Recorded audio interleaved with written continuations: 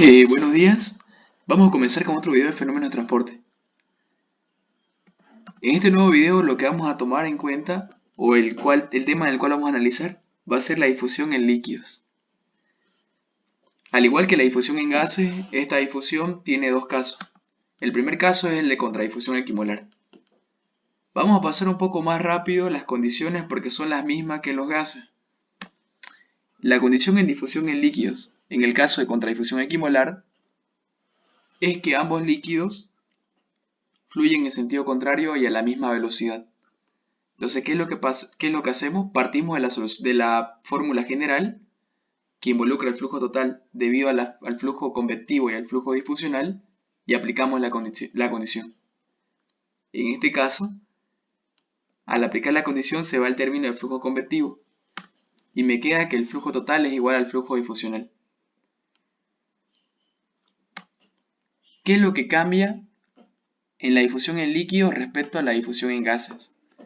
Que ya no se trata o ya no se habla de presiones parciales, se habla de concentraciones en un punto.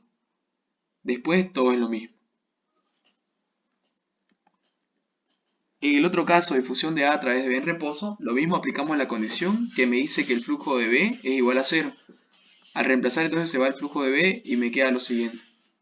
La diferencia igual es que ya no se habla de presiones, sino que se habla de fracciones molares, en el cual la concentración en este caso que se va a utilizar en el problema es una concentración promedio de todo el sistema.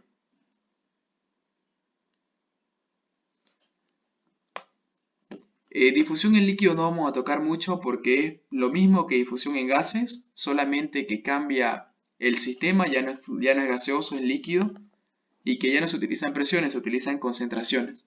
Pero después la forma de resolver problemas y todo lo demás es lo mismo. Vamos a adentrarnos un poco en lo que es la difusión en sólidos. Para entender un poco de la difusión en sólidos tenemos que conocer el concepto de permeabilidad. La permeabilidad es la capacidad que tiene un material de dejar pasar a otro. Todos los materiales son ciertamente permeables hasta cierto punto. Algunos son más permeables que otros. En la difusión en sólidos nosotros tenemos tres casos. Bueno, en realidad tenemos dos casos. El primer caso son aquellos sólidos que siguen la ley de Fick. ¿Cuál es la condición para estos sólidos? Que las fracciones molares del soluto es muy pequeña, entonces se puede considerar cero. Si nosotros partimos de la fórmula general, al decir que sigue la ley de Fick, quiere decir que las fracciones molares del soluto son igual a cero. Se va el flujo convectivo y me queda que es igual al flujo difusional. Entonces nosotros sabiendo que la permeabilidad se va a simbolizar con PM, es igual al producto de la difusividad por la solubilidad. En algunos casos van a haber problemas en el cual a ustedes les da permeabilidad y les da solubilidad. Y es como que no utilizan la solubilidad. Y ahí se ponen a pensar, ¿por qué me dan un dato que no voy a utilizar? Entonces ahí es donde ustedes tienen que recordar que en sí la solubilidad sí la están ocupando. Pero que esa solubilidad está incluida dentro de la permeabilidad. Así que si no utilizan la solubilidad y solamente utilizan la permeabilidad, no se asusten. ¿Por qué? Porque un dato está incluyendo al otro. Y la fórmula del flujo difusional en sólidos que sigue la ley de Fick es la siguiente.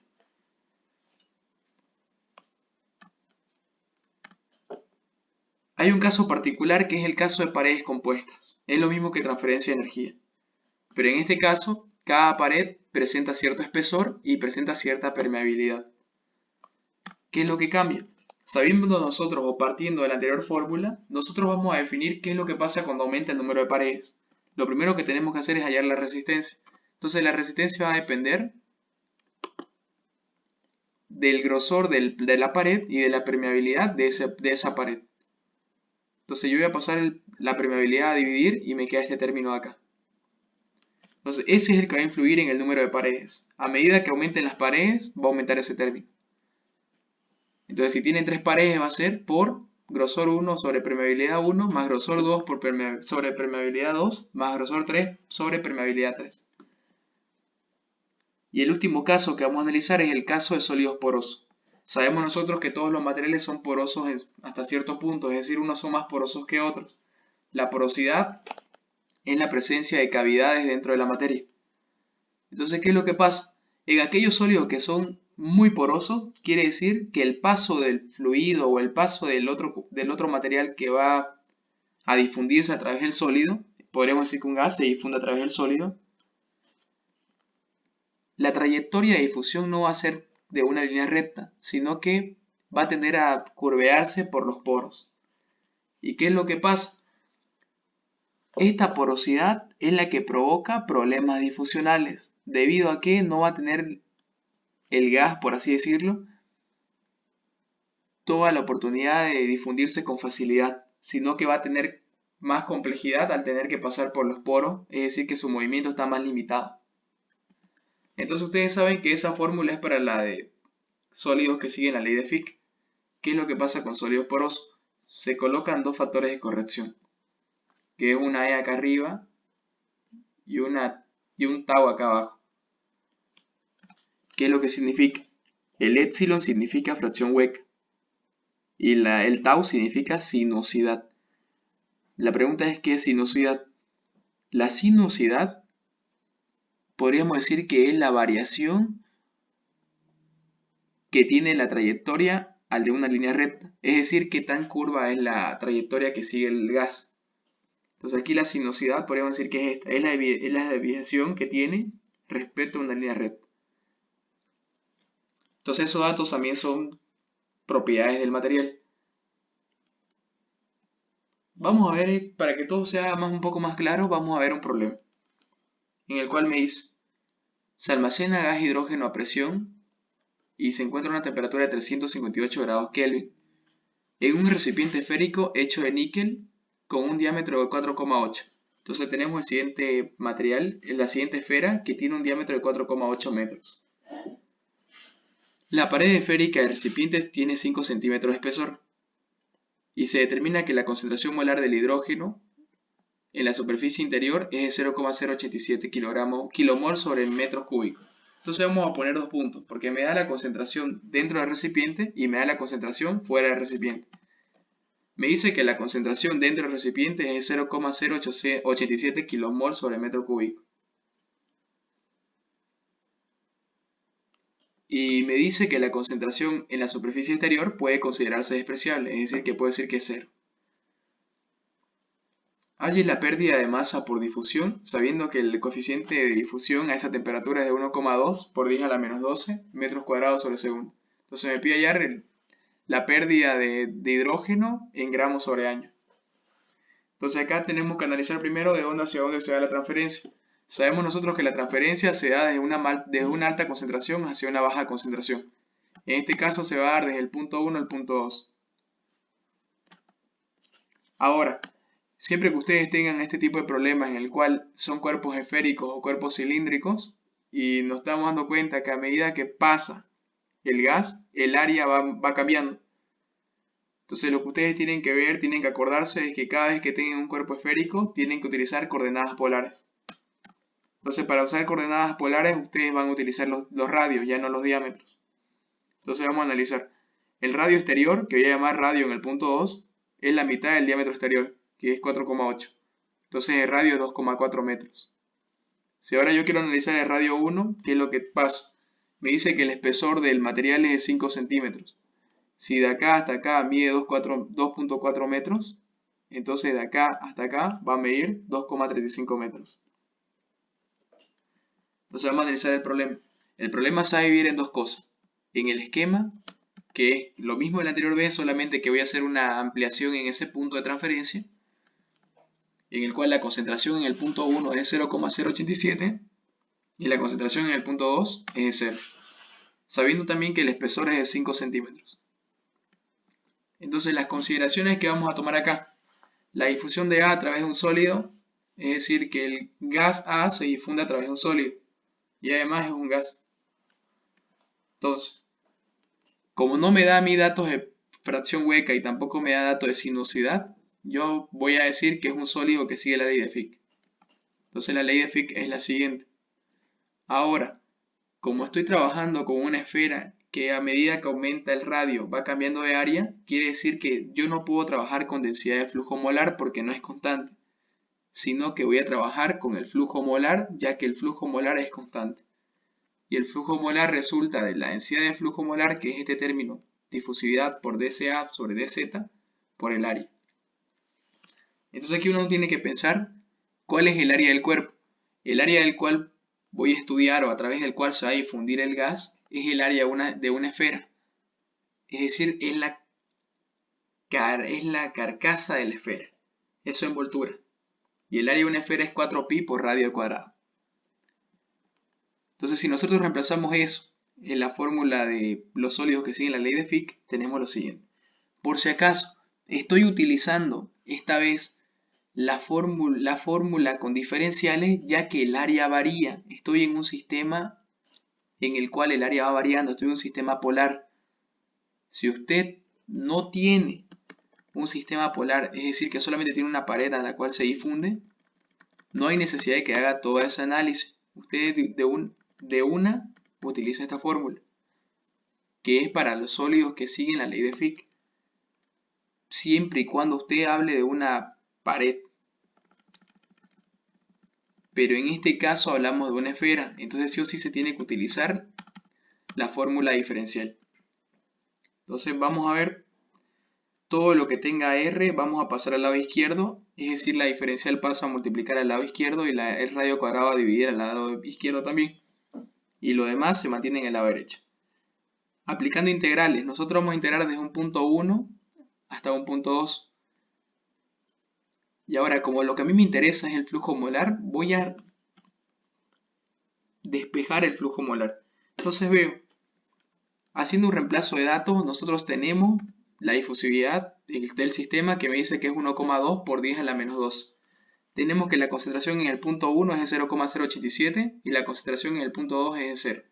Y tenemos que el radio 1 es 2,35 y el radio 2 es 2,4. Si usted reemplaza eso en la calculadora, le da un valor de 1,48 por 10 a la menos 10. Entonces ese tenemos que es el flujo molar. Pero a mí no me pide el flujo molar, me pide el flujo molar ¿en qué unidades? En gramos de hidrógeno por año. Entonces voy a tener que utilizar factores de conversión, en el cual yo sé que un kilomol equivale a 1000 moles. Ya lo tengo en moles, entonces voy a pasarlo a gramos. Sé que un mol equivale a 2 gramos de hidrógeno molecular. Listo, ya tengo la parte de arriba.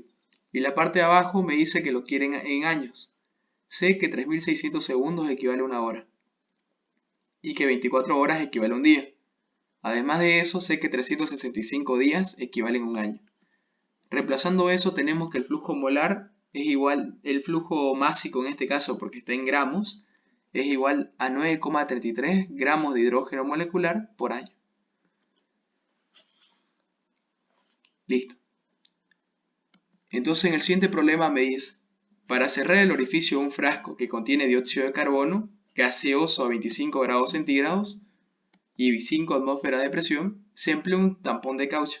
Entonces este es el frasco y este es el tapón de caucho. Dicho tapón tiene un diámetro de 3 centímetros y un espesor de 2 centímetros. Determine si el espesor del tapón es suficiente para evitar la salida del dióxido de carbono a través del tapón al exterior. Quiere decir que el flujo molar, el flujo másico que debe escaparse, tiene que ser menor a 3,5 por 10 a la menos 4 gramos de dióxido de carbono sobre día. Suponga que la presión de dióxido de carbono en el exterior es 0. Y además me dice que la permeabilidad del caucho es de 1 por 10 a la menos 6. Entonces empezamos.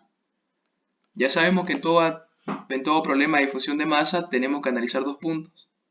En este caso, el primer punto, ya saben, tiene que ser aquel en el cual se conozca la distancia de separación. Entonces en este caso voy a poner en los extremos del tapón. Dentro del tapón tengo que tener una presión parcial del dióxido de carbono. Y a mí me dice, además, la transferencia de materia se va a dar desde dentro del recipiente, que es donde contiene dióxido de carbono, hacia afuera, que es el exterior.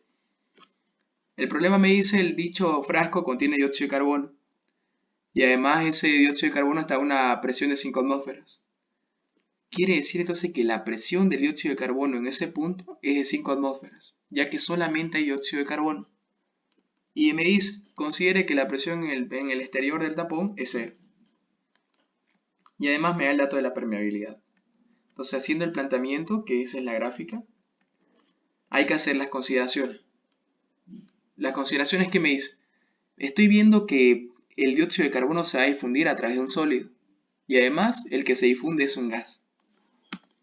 Entonces, directamente veo que al no darme sinuosidad y al no darme fracción hueca, estoy en un caso de un sólido que sigue la ley de Fick.